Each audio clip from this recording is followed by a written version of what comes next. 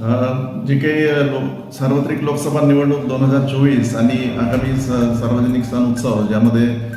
रमजान ईद आहे, रामनवमी आहे, होळी, रंगपंचमी, डॉक्टर बाबासाहेब आंबेडकर जयंती आणि छत्रपती शिवाजी महाराजांची जयंती जे कार्यक्रम आज होणार आहे पुढे 1 महिन्याच्या कालावधीमध्ये, त्या अनुषंगाने आज पोलीस स्टेशन आमगावच्या परिसरामध्ये पोलीस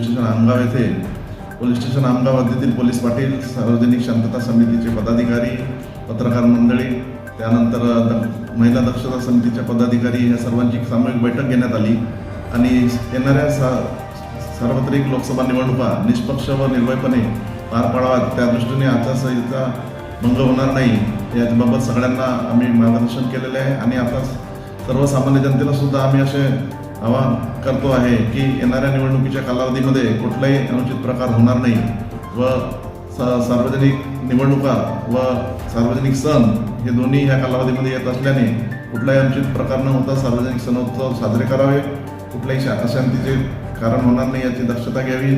त्याप्रमाणेच कुठल्याही आचारसंहितेचा भंग होणार नाही याची प्रत्येक नागरिकांनी दक्षता घेणे आवश्यक आहे आणि जर कुठल्या काही तक्रारी असतील सार्वजनिक निवडणुकीच्या संदर्भात, लोकसभा निवडणूक संदर्भात आचारसंहिता भंगाबाबत, तर त्या CVGIL ॲप जे आहे त्यामध्ये सुद्धा आपण तक्रार करण्याची व्यवस्था आहे, तिथे सामान्य नागरिक तक्रार करू शकतात. सर्वांना माझ्याकडून येणाऱ्या सण उत्सवाच्या शुभेच्छा.